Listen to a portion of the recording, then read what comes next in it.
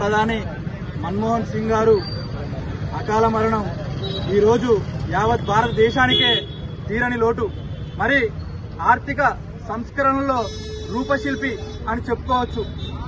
ఈ దేశం సంక్షోభంలో ఉన్నప్పుడు పివి గారి కేబినెట్ లో ఎకనామికల్ మినిస్టర్ గా ఉండి ఎన్నో రకాల సంస్కరణలను నాంది పలికారు.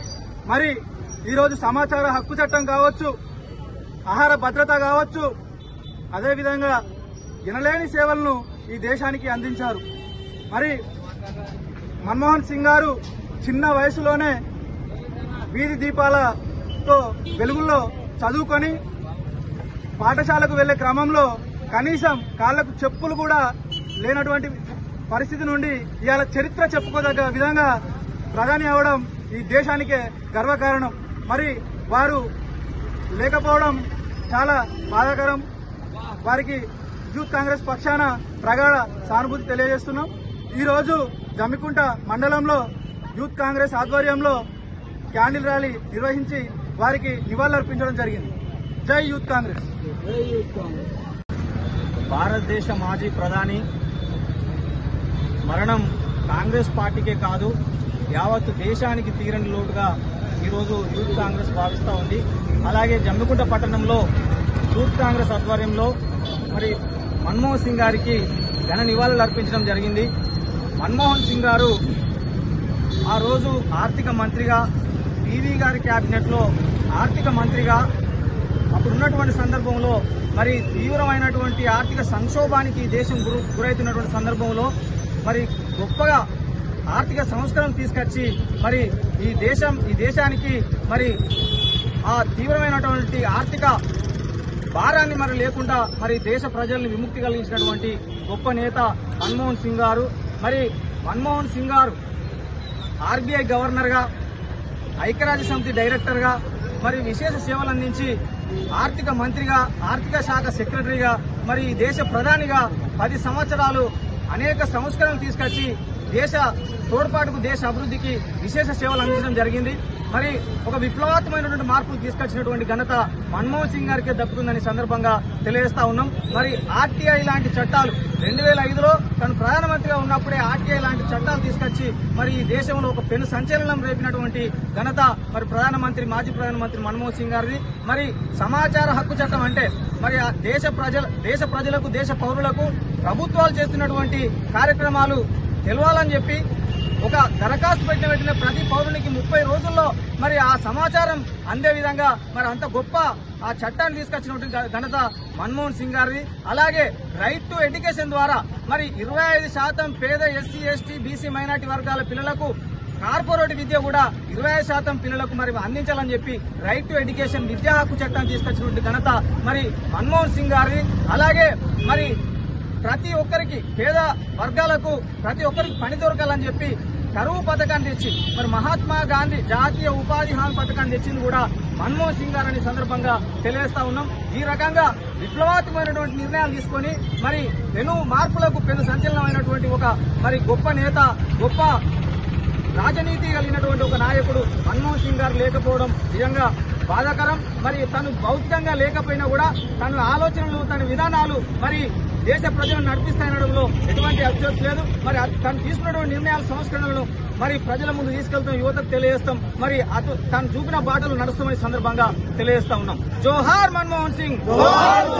కాంగ్రెస్ జమ్మికుంట మండల అధ్యక్షులు బుడిగ శ్రీకాంత్ గారి ఆధ్వర్యంలో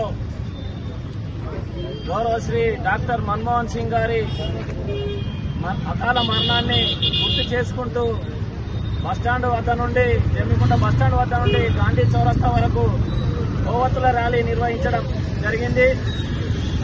ఈ ర్యాలీ అదేవిధంగా మన్మోహన్ సింగ్ గారిని ఎందుకు గుర్తు చేసుకోవాలనంటే 1972 ఇందిరాగాంధీ గారు ప్రధానమంత్రిగా ఉన్న సమయంలో భారతదేశ ఆర్థిక వ్యవస్థ చిన్నభిన్నమవుతున్న సందర్భంలో ఎక్కడో విదేశాల్లో చదువు చెప్పుకుంటున్నటువంటి మన్మోహన్ సింగ్ గారిని తీసుకొని వచ్చి జాతీయ కార్యదర్శిగా, అంటే ఫైనాన్స్ కమిషన్ జాతీయ కార్యదర్శిగా చేయడం, దాని తర్వాత అందులో వారు ముందుకు రాణించిన తద్వారా 1991లో పివి నరసింహారావు గారు ప్రధాని అయిన తర్వాత ఆర్థిక సంస్కరణలు భారతదేశం యొక్క లాభాలు నష్టాల్లో ఉన్నటువంటి తరుణంలో వారిని తీసుకొచ్చి ఏకంగా ఫైనాన్స్ మినిస్టర్ చేయడం, వారు వేసిన బీజాలు నేడు ప్రపంచంలో పెట్టుబడి రంగంలో భారతదేశం 3వ స్థానంలో ఉందనంటే నాడు మన్మోహన్ సింగ్ గారు వేసిన బీజానే. అదేవిధంగా అలా క్రమాన వారికి రాహుల్ గాంధీ గారికి, సోనియా గాంధీ గారికి ప్రధాని అయ్యే అవకాశం వచ్చినా కూడా సోనియా గాంధీ గారు మన్మోహన్ సింగ్ గారిని వారి టాలెంట్ ను గుర్తించి ప్రధాని చేయడం జరిగింది. ఒక దశాబ్ద కాలంలో వారు చేసిన ఘనతలు ఏంటంటే మీ ముందు కొన్ని ఉంచుతాను. వాళ్ళు అనేక ఘనతలు చేశారు.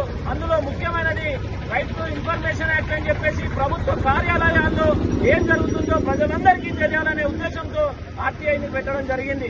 అదేవిధంగా రైట్ టు వర్క్ అంటే ఉపాధి కూలీలకు వాళ్ళు గ్రామీణ స్థాయిలో ఉన్నటువంటి వాళ్లకు ఎవరైతే ఉన్నారో వారికి ఉపాధి దొరకక ఇబ్బందుల పాలవుతున్నారనే సందర్భాన్ని గుర్తించి రైట్ టు వర్క్ అని చెప్పేసి ఒక చట్టం చేయడం జరిగింది. విద్యా హక్కు చట్టాన్ని రైట్ టు ఎడ్యుకేషన్ అని చెప్పేసి చేయడం జరిగింది. ఈ రోజు 80 కోట్ల మందికి ఉచిత బియ్యం పంపిణీ చేస్తున్నామని చెప్పేసి అని అంటున్నారు. వారికి ఆనాడే రైట్ టు ఫుడ్ సెక్యూరిటీ అని చెప్పేసి చట్టం చేయడం జరిగింది. ఇలాంటి చట్టాలను చేసిన ఘనుడు మన మన్మోహన్ సింగ్ గారు. వారి ఆర్థిక విధానాలే నేడు నిర్వహిస్తున్నటువంటి వారందరికీ కూడా తెలుసు.